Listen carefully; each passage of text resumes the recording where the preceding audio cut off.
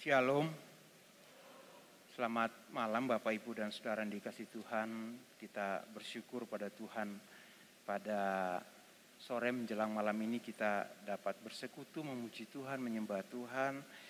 Ada sukacita besar dari Tuhan di tengah-tengah kita semuanya. Mari kita akan perhatikan firman Tuhan pada sore hari ini. Tema besar kita adalah mengalami kemerdekaan di dalam Kristus, dan kita akan perhatikan dari kitab Roma pasal yang ke-8. Kita akan baca ayat yang ke-5 sampai ayat yang ke-10, dilanjutkan ayat 12 sampai ayat 17. Kitab Roma pasal yang ke-8 ayat 5 sampai 10 dan ayat yang ke-12 sampai ayat 17. Bapak Ibu dan Saudara, untuk menghormati pembacaan firman Tuhan, Bapak Ibu dan Saudara dipersilahkan berdiri. Demikian firman Tuhan untuk kita sekalian pada sore hari ini. Roma pasal 8 ayat yang ke-5, sebab mereka yang hidup menurut daging memikirkan hal-hal yang dari daging. Mereka yang hidup menurut roh memikirkan hal-hal yang dari roh. Karena keinginan daging adalah maut, tetapi keinginan roh adalah hidup dan damai sejahtera. Sebab keinginan daging adalah perseteruan terhadap Allah, karena ia tidak takluk kepada hukum Allah. Hal ini memang tidak mungkin baginya. Mereka yang hidup dalam daging tidak mungkin berkenan kepada Allah. Tetapi kamu tidak hidup dalam daging, melainkan dalam roh. Jika memang roh Allah diam di dalam kamu. Tetapi jika orang tidak memiliki roh Kristus, ia bukan milik Kristus. Tetapi jika Kristus ada di dalam kamu, maka tubuh memang mati karena dosa, tapi roh adalah kehidupan oleh karena kebenaran. Ayat yang ke-12. Jadi saudara-saudara, kita adalah orang berhutang, tetapi bukan kepada daging supaya hidup menurut daging. Sebab jika kamu hidup menurut daging, kamu akan mati. Tetapi jika oleh roh kamu mematikan perbuatan-perbuatan tubuhmu, kamu akan hidup. Semua orang yang dipimpin roh Allah adalah anak-anak Allah. Sebab kamu tidak menerima roh perbudakan yang membuat kamu menjadi takut lagi, tetapi kamu telah menerima roh yang menjadikan kamu anak Allah. Oleh roh itu kita berseru, ya Aba, ya Bapa. Roh itu bersaksi bersama-sama dengan roh kita bahwa kita adalah anak-anak Allah. Dan jika kita adalah anak Allah, maka kita juga adalah ahli waris. Maksudnya orang-orang yang berhak menerima janji-janji Allah yang akan menerimanya bersama-sama dengan Kristus. Yaitu jika kita menderita bersama-sama dengan Dia, supaya kita juga dipermuliakan bersama-sama dengan Dia. Demikian firman Tuhan, kita berdoa. Terima kasih Bapa, di dalam nama Tuhan Yesus Kristus dan oleh ilham daripada Roh Kudus yang memimpin kami untuk memperhatikan firman Tuhan. Kami percaya bahwa firman Tuhan adalah firman yang hidup. Dan oleh firman Tuhan, Allah menuntun hidup kami, mengubah kehidupan kami, dan membimbing kami untuk mencapai tujuan-tujuan Allah yang mulia di dalam hidup kami. Karena itu mari berbicara kepada semua jemaat Tuhan. Hamba berdoa, hamba minta Roh Kudus yang pimpin kami semua. Ya, Roh Kudus yang memimpin kami semua dalam pemberitaan firman Tuhan ini. Baik hambamu yang berbicara, demikian juga jemaat Tuhan yang mendengarkan. Biarlah kami semua ada di dalam pimpinan Roh Kudus. Mari berbicara kepada kami semua pada saat ini Bapa. Dalam nama Tuhan Yesus kami berdoa. Haleluya. Amin. Bapak Ibu dan Saudara dipersilahkan duduk. Bapak Ibu yang dikasihi Tuhan, tema besar kita adalah mengalami kemerdekaan dalam Kristus. Dan hari ini saya kasih tema itu adalah pikirkan hal-hal dari roh. Begini Bapak Ibu. Salah satu pergumulan kita yang perlu kita akui itu adalah mengalahkan pikiran kita sendiri. Terus terang Bapak Ibu, ada orang-orang yang selalu berputar-putar pada pikirannya yang dipikirkan itu mempengaruhi emosinya, yang mempengaruhi hatinya, sehingga kalau kita mendengar dari cerita kehidupannya, seakan-akan dia tidak pernah lepas dari sesuatu hal yang tanpa dia sadari bahwa hal itu mengikatnya dalam kehidupan dosa. Misalnya begini, ada orang yang pernah mengalami kepahitan. Dan itu memang membuat dia itu sampai pada situasi di mana dia tidak bisa memaafkan. Bapak Ibu tahu, kalau dia seorang Kristen yang terlihat fisiknya sehat, dia orang Kristen yang selalu beribadah, terlihat dia orang baik. Menurut pandangan kita, dia orang baik.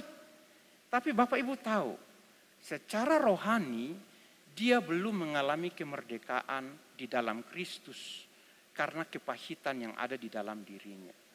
Apalagi kepahitan itu sampai pada titik di mana dia sendiri ada dalam sebuah kebencian dan dendam. Bapak Ibu, coba pikirkan ini. Kalau itu terjadi pada seorang anak muda yang diperlakukan buruk oleh keluarganya, Bapak Ibu, itu akan sangat susah sekali bagi dia untuk melepaskan. Jadi, kalau kita bertemu dengan anak-anak muda yang seperti ini Bapak Ibu, sesungguhnya dia itu adalah seorang Kristen yang kalau kita lihat dalam firman Tuhan, Kristus Yesus telah mati di atas kayu salib untuk menebus dosanya. Itu kebenaran Alkitab. Tetapi dalam praktek hidupnya, dalam perjalanan imannya, dia belum mengalami kemerdekaan dalam Kristus. Kenapa? Karena pengalaman masa lalunya yang buruk. Sehingga dia ada dalam sebuah ikatan yang susah dilepaskan. Mungkin ada juga hal-hal yang lain, rasa trauma atau hal-hal yang lain yang menakutkan di waktu lalu, sehingga itu pada hari-hari ini atau pada satu masa itu menimbulkan kekhawatiran yang bukan kekhawatiran yang biasa-biasa, tapi itu sudah sebuah kecemasan tingkat tinggi yang membuat pribadi itu jadi tidak tenang dalam hidupnya. Bapak Ibu yang dikasihi Tuhan, apa yang terjadi pada orang itu? Dia orang Kristen, benar dia orang Kristen. Tetapi dia belum mengalami kemerdekaan di dalam Kristus. Bayangkan Bapak Ibu, kalau itu adalah diri Bapak Ibu.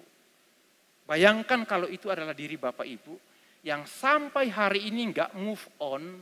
Karena apa? Karena ada satu belenggu yang membuat Bapak Ibu itu enggak bisa dilepaskan, enggak bisa diputuskan. Pertanyaannya adalah, kenapa sampai itu terjadi seperti itu? Saya berpikir dalam pembicaraan konseling dengan beberapa orang, ketika saya mendengar mereka, apalagi kalau konseling kan waktunya panjang, bisa sampai 1 jam, 2 jam, mendengar orang dengan cerita yang sama selama beberapa waktu, saya itu berpikir bahwa sebenarnya orang ini adalah orang yang seharusnya sudah bebas, sudah merdeka di dalam Kristus. Tetapi dia sendiri masih berputar-putar dengan pikirannya sendiri. Karena itu Bapak Ibu yang dikasihi Tuhan, pada sore hari ini saya mengajak Bapak Ibu untuk coba ganti channel pikiranmu. Ganti saluran, kalau itu channel TV ganti salurannya. Kenapa? Untuk apa? Apa keuntungan yang Bapak Ibu dapatkan kalau masih berkutat pada hal yang sama? Yang membuat Bapak Ibu secara pribadi tidak mengalami kemerdekaan di dalam Kristus. Ngapain? Tidak ada gunanya. Tidak ada gunanya. Karena itu mari kita lihat ini. Kalau Kristus Yesus telah memerdekakan kita, Alkitab mengajarkan begini, ketika seseorang itu bertobat, dia dibaharui dalam roh dan pikiran. Bapak Ibu, ketika seseorang itu bertobat, Alkitab mengatakan bahwa dulu dia hidup dalam kegelapan. Perbuatan-perbuatannya itu adalah perbuatan-perbuatan kegelapan. Itu dulu. Tapi sekarang ketika dia ada di dalam Kristus Yesus, dia dimerdekakan dalam Kristus Yesus, maka dia mengalami perubahan. Perubahan dalam hal apa? Pikiran. Karena itu Bapak Ibu yang dikasihi Tuhan, ketika saya menggumuli kemerdekaan dalam Kristus, dan saya juga melihat bagaimana saya juga bergumul dengan pikiran-pikiran saya sampai pada satu kesimpulan begini. Kenapa kamu selalu memikirkan hal-hal yang itu terus? Lalu saya baca Alkitab di dalam Roma pasal yang ke-8 ayat 5 begini. Mereka yang hidup dari daging memikirkan hal-hal yang dari daging. Tapi mereka yang hidup dari roh akan memikirkan hal-hal dari roh. Saya bilang sama Tuhan, oke Tuhan, terima kasih. Saya tanpa saya sadari bahwa hal-hal dari daging itu selalu ada dalam pikiran saya. Tapi pertanyaannya begini, hal-hal dari roh itu bagaimana? Saya pun berpikir seperti ini Bapak Ibu. Adakah kita tahu bahwa saat ini pikiran kita itu sedang memikirkan hal-hal dari roh, sehingga kita itu benar-benar mengalami kemerdekaan yang sempurna, sebagaimana Kristus Yesus telah menebus kita. Jangan ada lagi hal-hal yang membuat kita itu jadi tersandung.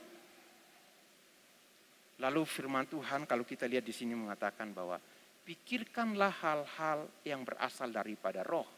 Karena hal-hal daripada roh itu adalah hal-hal yang tidak bertentangan dengan kehendak Allah.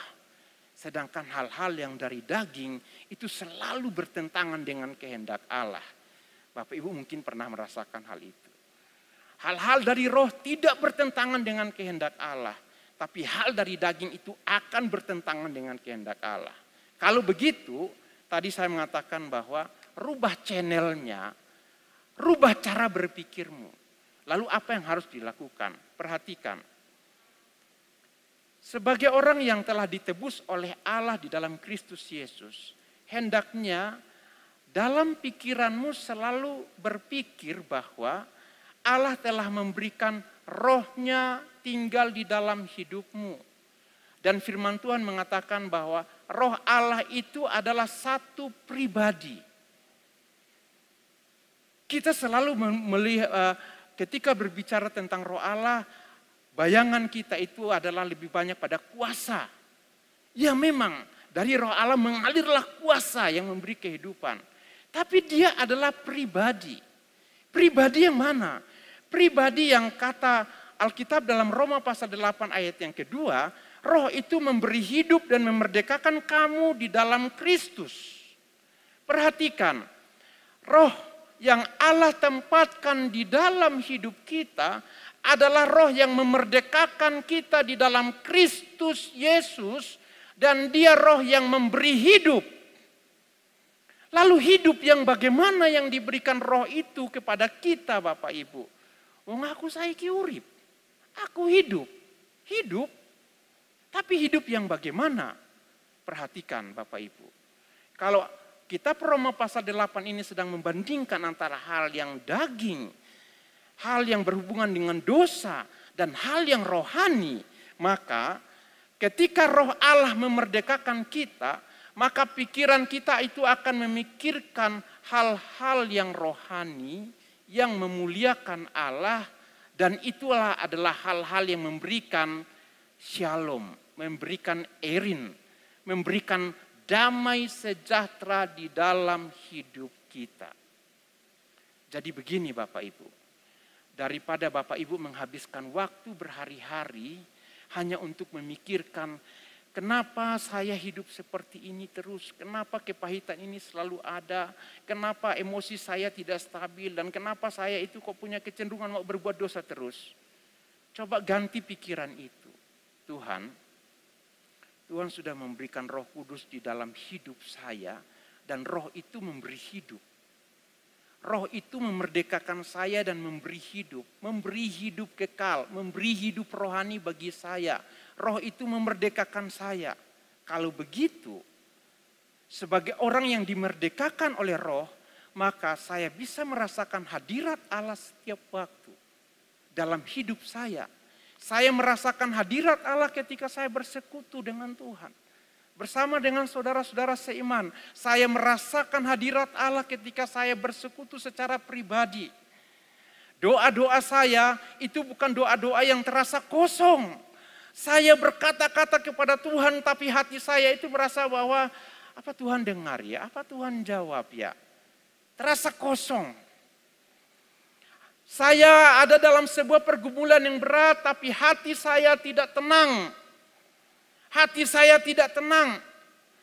Saya tidak tahu bagaimana caranya dan itu membuat saya selalu ada dalam ketakutan, ada dalam kekhawatiran. Bapak Ibu, ketika itu ada di dalam diri Bapak Ibu, secara daging mungkin Bapak Ibu bilang, ya ini yang ada dalam diriku. Tapi secara rohani, itu sebenarnya tidak boleh terjadi. Kenapa? Karena roh itu memerdekakan kita. Roh itu memberikan pengharapan kepada kita. Roh memberikan iman kepada kita.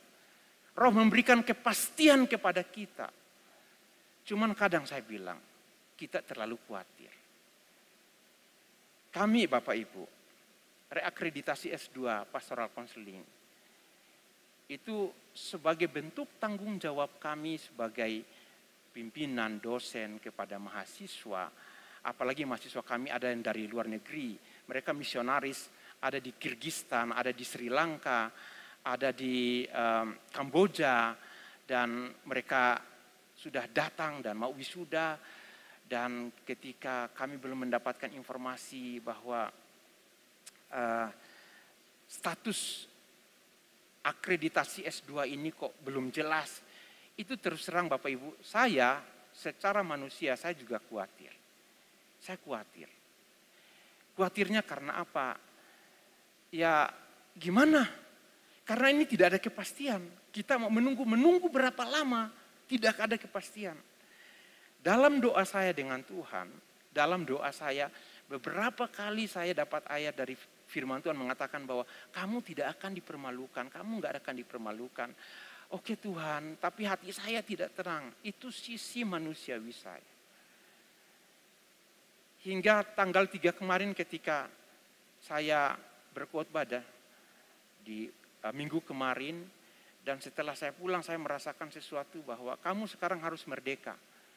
Semua hal berkenaan dengan pikiran-pikiranmu, coba tundukkan itu di dalam Tuhan dan bilang Tuhan, aku tidak bisa, silakan Tuhan bekerja. Nah, kita semua berdoa. Tanggal 5 pagi hari saya baca renungan harian saya itu adalah Tuhan yang membangun rumah. Bukan usaha kamu membangun rumah, Tuhan yang membangun rumah. Dan dia memberikan berkatnya kepada yang dikasihnya pada waktu tidur. Saya tuh ngecek di Sabtu, kira-kira kapan keluar. Tuhan kasih saya sakit flu yang membuat saya minum obat, saya tidur. Saya bangun di status di Sabtu itu adalah, Sabto Ban PT itu adalah aplikasi di mana kami bisa mengecek itu sudah terakreditasi atau belum. Sore harinya saya dapat informasi bahwa status S2 terakreditasi. Puji Tuhan. Tuhan itu dengar doa kami. Tapi secara manusia kadang hati ini loh yang kadang saya bilang hati ini kadang-kadang kita tidak tenang. Sehingga saya harus belajar di sini bahwa kadang Tuhan mengizinkan sesuatu hal supaya kamu belajar bergantung pada Tuhan dan percaya pada Tuhan. Dan saya bilang Tuhan saya belajar. Kami tinggal menunggu SK keluar dan Stefa bisa wisuda. Ini tanggal 9 kemarin wisuda tapi diundur karena statusnya belum SK belum keluar. Semoga dalam waktu dekat ini SK keluar supaya tanggung jawab kami kepada mahasiswa itu bisa selesai, kepada lulusan bisa selesai. Bapak Ibu, kalau kita berjalan dengan pikiran kita sendiri, terus terang kita capek Bapak Ibu. Saya pernah ditelepon oleh seseorang yang merasa capek dan merasa terganggu malam hari tidak bisa tidur karena kecemasannya itu sudah sangat kecemasan tingkat tinggi. Dan dia itu selalu merasa bahwa ada sampai pada tahap seperti berhalusinasi. Wah, ini lama-lama kena schizofrenia ini kalau sudah seperti ini. Sudah sampai tahap seperti itu. Kecemasan yang tidak, kekhawatiran yang tidak diserahkan kepada Tuhan, itu hanya akan membuat kita menderita. Padahal kalau kita baca firman Tuhan mengatakan bahwa Roh itu memberi hidup kepada kita. Coba Bapak Ibu, latih diri. Latih diri untuk apa? Berkata-kata kepada dirimu sendiri bahwa aku sekarang ada di dalam Tuhan, Kristus Yesus telah memerdekakan aku dan Roh memimpin aku dan aku telah menyerahkan segala sesuatu kepada Tuhan, aku tidak takut, aku tidak khawatir. Itu hal yang pertama. Tapi perhatikan Bapak Ibu. Ketika orang itu ada di dalam pimpinan Roh Kudus supaya dia benar-benar merasakan hidup yang dimerdekakan oleh Kristus, maka orang itu harus takluk kepada hukum Allah. Perhatikan kata takluk. Kita menggunakan kata takluk itu karena kita merasa bahwa ada orang yang mempunyai kuasa yang lebih, yang berkuasa atas kita sehingga kita tidak mampu melawan dia. Kita harus takluk pada dia. Kita nggak mampu melawan dia. Sekarang kita ada di dalam Allah, di dalam Kristus Yesus dan Rohnya memerdekakan kita. Pertanyaannya adalah, apakah kita ini takluk kepada Allah? Artinya bahwa Allah itu punya kuasa yang besar atas hidup kita. Dia punya kuasa yang besar atas kita. Kita ini orang yang takluk atau kita melawan. Saya percaya bahwa kita di sini semuanya adalah orang-orang yang belajar untuk takluk. Di sini dikatakan bahwa takluk pada hukum Allah. Hukum Allah yang mana? Karena kalau kita lihat dalam kitab Roma itu ada pertentangan antara hukum hati nurani dan hukum Taurat. Hukum hati nurani dan hukum Taurat itu dasarnya itu adalah perbuatan baik. Usaha sendiri. Tetapi hukum Allah yang dimaksudkan di sini adalah hukum iman. Jadi maksudnya apa Bapak Ibu? Setiap orang yang dimerdekakan oleh Kristus adalah orang yang selalu berjalan dengan iman dari waktu ke waktu. Dan di sini dikatakan bahwa di ayat yang ke-8, orang yang hidup dalam takluk kepada hukum Allah, dia akan berkenan kepada Allah. Sedangkan orang yang hidup dalam daging dia tidak berkenan. Kata berkenan ini berarti bahwa dia itu menyenangkan Allah. Jadi begini Bapak Ibu. Kadang kita berpikir bahwa di saat musiknya bagus, kau satu penuh kasih. Dan kita merasa bahwa aku menyenangkan Allah karena aku bisa bersuka cita memuji Tuhan. Tidak salah Bapak Ibu. Tapi perhatikan, yang Allah inginkan bagi kita sebagai orang yang merdeka di dalam Kristus itu adalah tundukkan pikiranmu di bawah hukum Kristus karena itulah yang menyenangkan Allah. Dan hukum itu adalah berjalan dengan iman dari waktu ke waktu. Amin Bapak Ibu. Amin. Berjalan dengan iman dari waktu ke waktu. Berjalan dengan iman. Kita tidak mengandalkan perbuatan baik kita, enggak, bukan itu. Sebagai orang yang dimerdekakan Kristus, kadang Tuhan mengizinkan kita ada dalam sebuah situasi yang berat, yang sulit, yang tidak mengenakan. Dan saudara tahu, disitulah Tuhan menguji kita. Apakah kita ini adalah orang yang takluk kepada Allah, tunduk kepada Allah, atau kita berjalan menurut kehendak kita sendiri. Saya baca ini saya baru dapat pengertian. Kenapa di dalam kitab Matius pasal 4 itu dikatakan bahwa Roh Tuhan Allah memimpin Yesus ke padang gurun untuk dicobai. Roh Tuhan Allah memimpin Yesus ke padang gurun untuk dicobai. Perhatikan di sini. Roh memimpin Yesus ke padang gurun untuk dicobai. Dan ketika Yesus dicobai, Yesus menunjukkan dirinya sebagai anak manusia yang takluk kepada Allah. Dia tidak mau tunduk untuk melakukan apa yang dimintakan iblis. Dia mau melakukan kehendak Allah, karena itu yang menyenangkan Allah. Kadang Tuhan mengizinkan kita mengalami sesuatu, dan ketika Tuhan mengizinkan itu terjadi, kita itu lebih berpikir bahwa kita itu hidup sendiri dan tidak ada kehadiran Allah dalam hidup kita. Padahal firman Allah mengatakan bahwa Roh Allah ada bersama-sama dengan kita. Karena itu, hadapi segala sesuatu, itu jangan pakai emosi dulu. Terus terang, saya ini kadang cepat emosi. Terus terang saya jujur saja kalau dengan mahasiswa, kalau saya kasih arahan 1-2 kali, dan sampai 3 kali kalau dia tidak dengar, saya pasti naik. Dan mereka sudah mengerti saya. Kalau Pak Charles sudah suaranya naik, itu berarti bahwa arahan pertama, arahan kedua itu enggak didengar. Maka suaranya saya pasti naik. Saya emosi. Bahkan saya juga kadang-kadang enggak sabar juga sama anak-anak saya kalau mereka sudah mulai belagu. Saya juga emosi. Tapi saya cari. Saya merasa bahwa ya emosi itu mungkin saat kamu menunjukkan kemarahanmu dengan suara keras itu dan kamu merasa bahwa wow kamu hebat. Tapi itu tidak benar.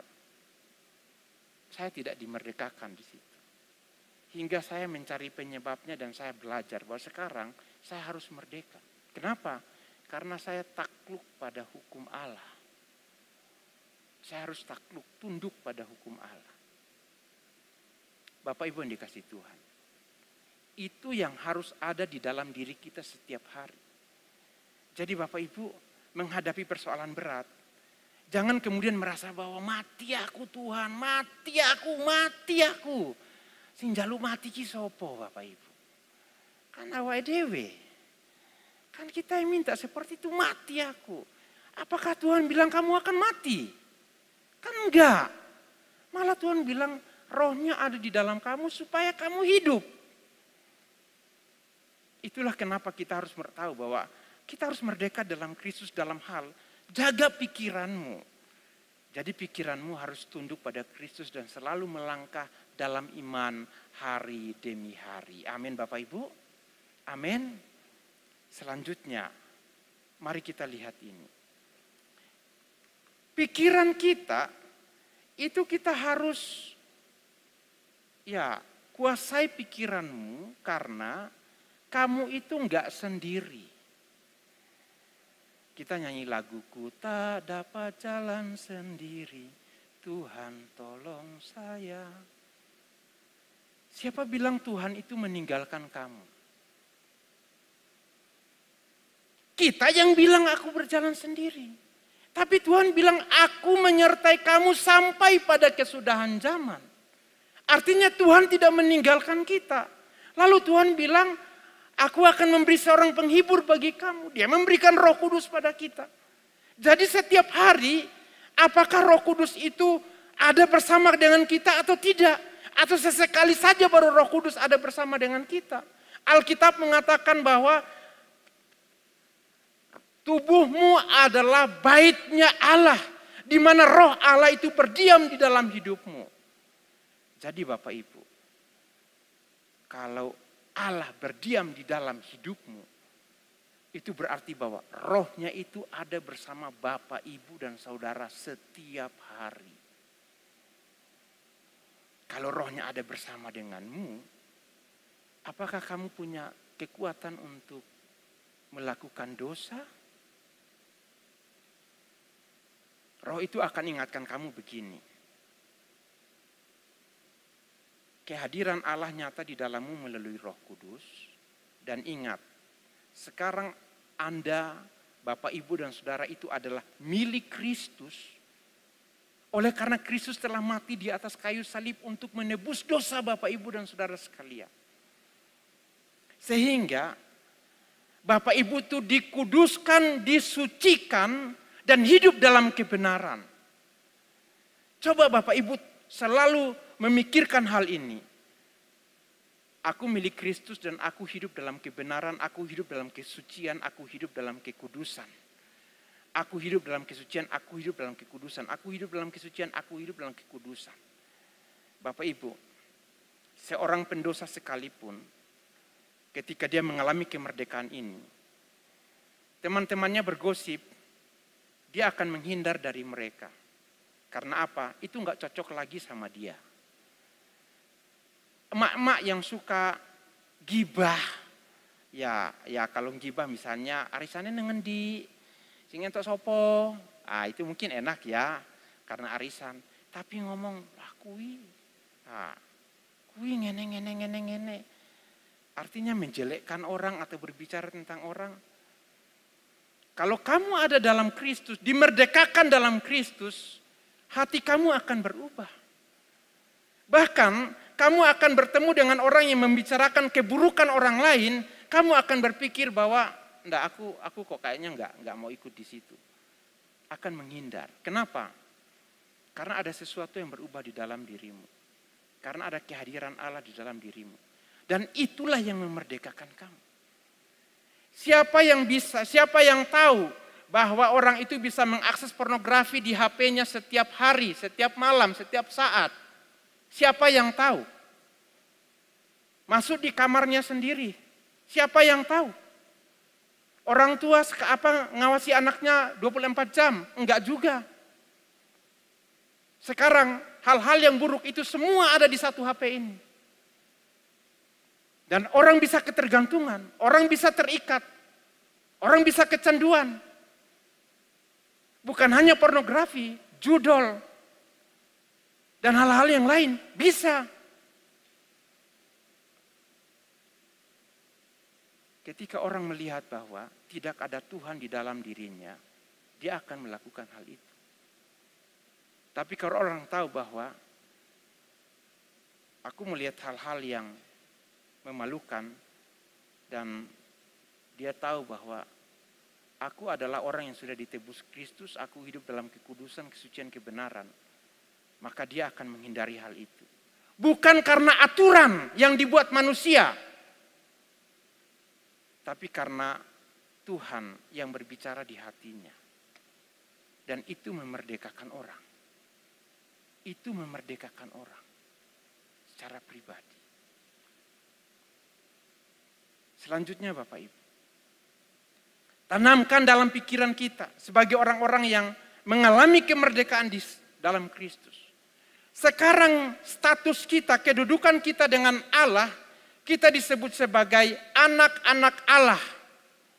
Aku berseru kepada Bapa, ya Aba, ya Bapa. Ini satu sebutan yang sangat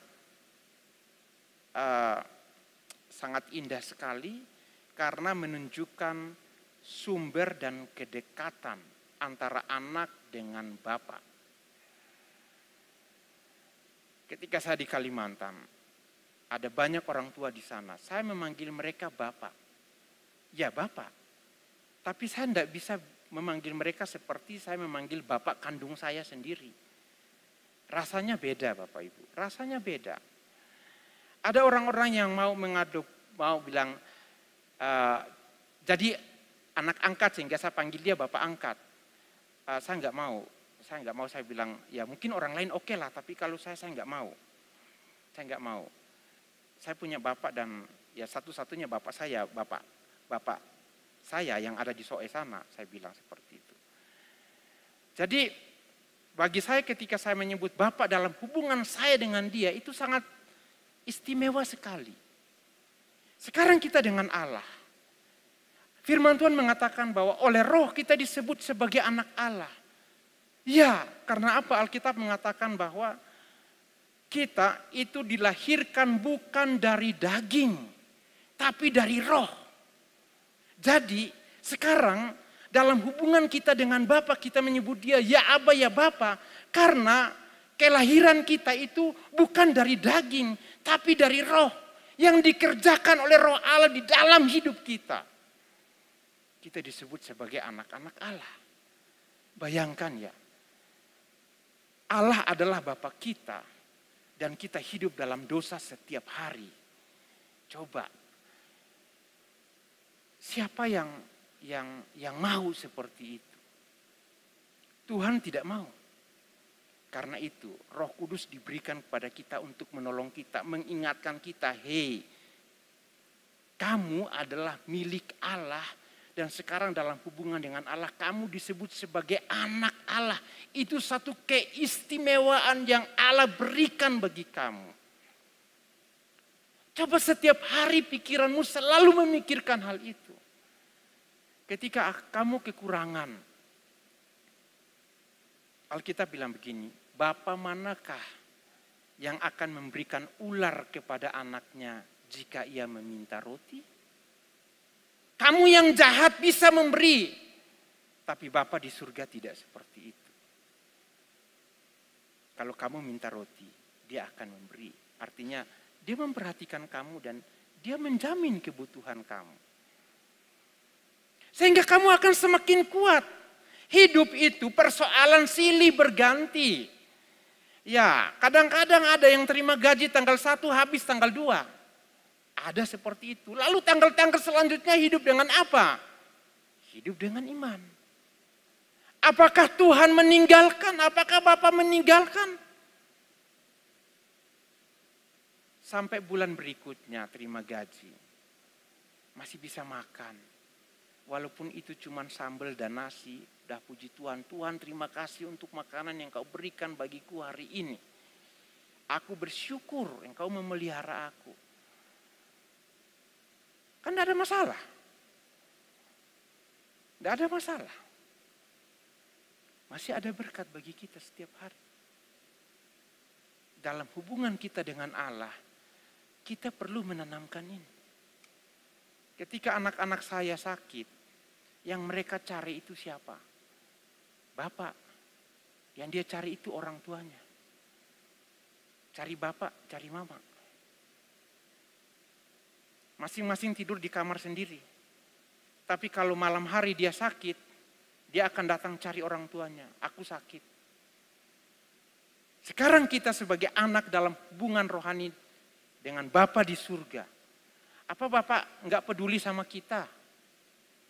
Kita perlu memerdekakan pikiran kita bahwa hidup ini memang banyak persoalan. Tetapi kita dapat berseru, ya Aba, ya Bapa. Dan Allah memberi pertolongan bagi kita. Amin Bapak Ibu. Amin. Jangan terlalu bangga dengan membiarkan kekhawatiran itu semakin dibesar-besarkan di dalam dirimu. Ketakutan itu semakin besar dalam dirimu. Tidak ada gunanya. Alkitab bilang serahkan semua itu kepada Tuhan. Serahkan. Kalau khotbah saya yang waktu lalu itu bilang lemparkan itu kepada Tuhan. Supaya apa? Tuhan melakukan sesuatu bagi kamu. Kenapa kamu mau memegang beban itu? Emang kamu Superman? Emang kamu Superboy? Jadi merasa bahwa aku punya kekuatan untuk melakukannya. Kekuatanmu tidak seberapa. Coba serahkan itu pada Tuhan, maka dia memberi kelegaan padamu karena kamu anak-anaknya. Amin Bapak Ibu. Oke, dan yang terakhir adalah kita perlu untuk menanam pikiran kita Bapak Ibu. Pikiran untuk tahu bahwa aku adalah ahli waris yang berhak menerima janji-janji Allah. Sampai di sini saya bilang Tuhan terima kasih. Saya terima kasih. Saya ini orang yang akan mendapatkan warisan yang bukan diberikan oleh manusia. Suatu hari mungkin saya dapat warisan dari manusia, dari orang tua saya. Tapi warisan itu pun mungkin suatu saat saya akan tinggalkan. Tapi saya dalam hubungan dengan Tuhan secara rohani, perlu memerdekakan pikiran saya bahwa di dalam Allah saya menerima warisan yang tidak akan hilang selama-lamanya. Ya, ini warisan yang diberikan oleh Allah di dalam Kristus Yesus, sehingga Alkitab mengatakan bahwa ketika Yesus menyatakan dirinya, maka saya juga ikut dimuliakan bersama-sama dengan Yesus. Menerima warisan yang berasal daripada Allah. Jadi hari ini dalam pergumulan iman saya harus tetap setia mengikut Tuhan. Walau susah dan berat jalannya, saya harus tetap ikut Tuhan. Kalau ada yang membujuk saya untuk meninggalkan Kristus, saya akan berkata bahwa iman saya tetap teguh di dalam Kristus karena Kristus sudah memerdekakan saya. Dan saya tidak mau kehilangan warisan yang telah Allah berikan bagi saya di dalam Kristus Yesus. Apa yang dimaksudkan oleh firman Tuhan ini bagi kita? Ketika Allah berbicara kepada kita, Allah berbicara kepada kita tentang kehidupan kita di hari ini. Tapi Allah juga tahu bahwa kita punya masa depan. Dan Allah menjanjikan itu kepada kita di hari ini. Supaya kita bisa melihat dengan iman bahwa di sana, di kekekalan, ada berkat-berkat yang Allah berikan bagi saya oleh karena Kristus Yesus.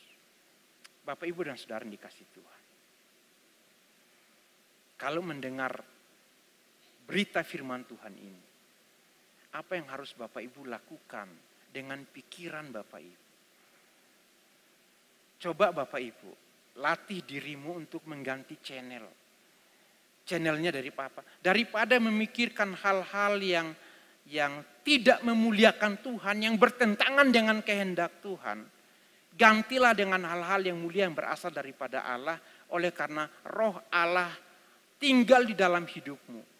Dia yang memberi hidup dan damai sejahtera kepadamu, dan tidak ada hukum yang menentang hal itu.